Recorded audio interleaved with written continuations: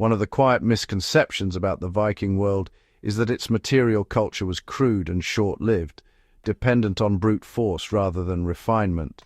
But honestly, the surviving evidence tells a very different story. Viking ships, halls, bridges, and harbour works were built from untreated wood, yet many endured for decades in harsh maritime climates, and actually, some remnants still survive after 1,000 years underground. This was not luck, and it was not primitive improvisation.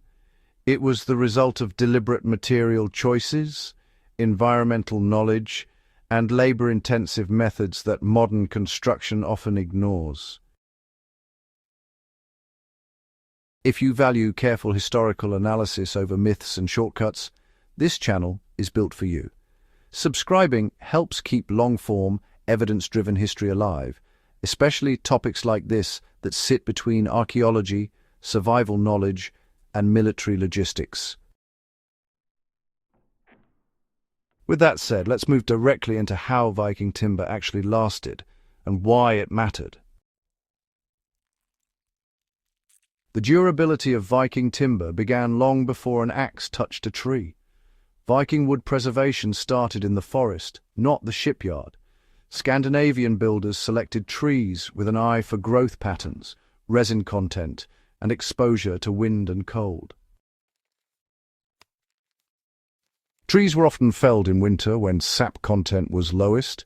This reduced internal moisture and, slowed fungal growth from the moment the timber was cut. This attention to biological timing really reflects a broader Viking approach to resources. Durability was planned, not just hoped for. Modern woodworking removes bark immediately, assuming exposure invites decay. But Viking builders often did the opposite.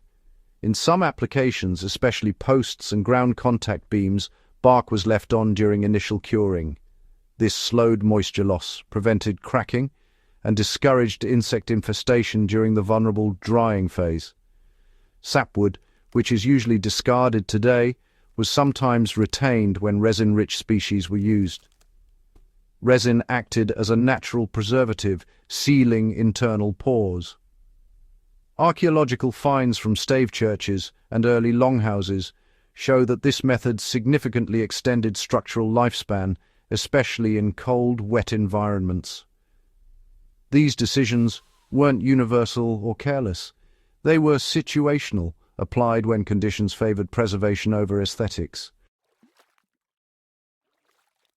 One of the most counterintuitive Viking techniques involved waterlogging timber deliberately. Logs intended for shipbuilding were sometimes submerged in cold streams or tidal zones for months or even years. This leached sugars and nutrients that fungi and bacteria feed on, while keeping oxygen levels low enough to slow decay. Waterlogged wood became heavier, tougher, and more dimensionally stable once shaped.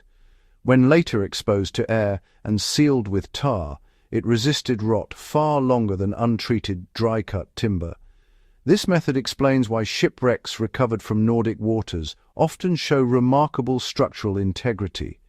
The technique required patience, labor coordination, and long-term planning, qualities not usually associated with popular images of Viking raiders, but essential to their success.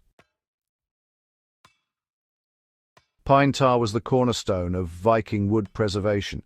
Produced through slow pyrolysis in earthen kilns, tar extraction was a specialized skill requiring experience and precision. Poorly made tar offered little protection. Properly made tar penetrated deep into wood fibers, sealing them against moisture and microbial attack. Ships were tarred repeatedly, not just once. Hulls, oars, mast steps, and even wooden fastenings received attention. On land, tar was used on structural posts, roof timbers, and storage buildings exposed to weather. Tar production shaped settlement patterns. Forest access, kiln sites, and transport routes became strategic assets. In this sense, wood preservation influenced logistics and regional power, not just construction quality. Where timber met soil or stone, Viking builders often charred the ends before placement.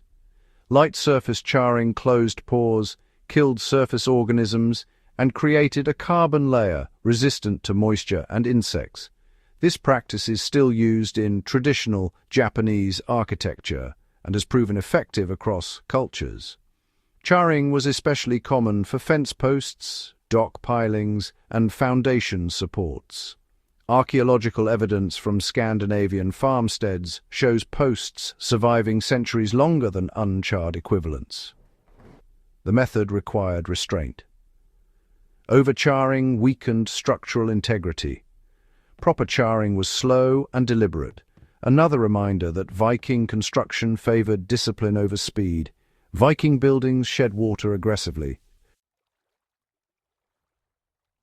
Ships followed the same logic. Clinker-built hulls flexed with waves, reducing stress fractures that invite rot. Replaceable planks ensured damaged sections could be swapped without dismantling entire vessels. This design philosophy treated decay as an engineering problem, not merely a chemical one. Durability wasn't assumed to be permanent. Viking communities maintained their structures continuously. Ships were hauled ashore seasonally, inspected, retarred, and repaired. Buildings were rethatched, posts replaced, and damaged beams reinforced. This maintenance culture reflects a survivalist mindset. Timber preservation was not a one-time act, but an ongoing relationship between people and material. Failures were corrected early, preventing catastrophic loss later. In military terms, this ensured fleets and infrastructure were ready when needed, not hurriedly repaired in crisis. Many Viking wood preservation methods declined with industrialization, when speed and standardization replaced local knowledge. Chemical treatments promised convenience, but often shortened long-term durability. Modern timber is frequently grown fast, dried aggressively, and installed without regard for moisture cycles. The Viking approach required patience, ecological awareness, and labor investment, traits less compatible with modern construction economics.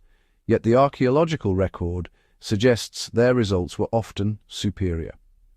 For survivalists, historians, and builders alike, these methods offer lessons in resilience and material honesty. Longevity came from understanding limits, not overpowering them.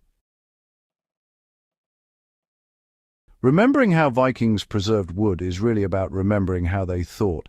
These techniques weren't isolated tricks. They reflected a worldview that respected time, environment, and maintenance. Viking timber lasted because it was treated as a living material, shaped by seasons, water, and care. Understanding this challenges simplistic views of pre-modern societies and reminds us that technological sophistication does not always look like progress. Sometimes it looks like restraint. If you value history that digs beneath the surface and connects past practices to enduring lessons, subscribe to History Vault T and share this video with others who appreciate careful, serious analysis. These stories endure because they still have something to teach us.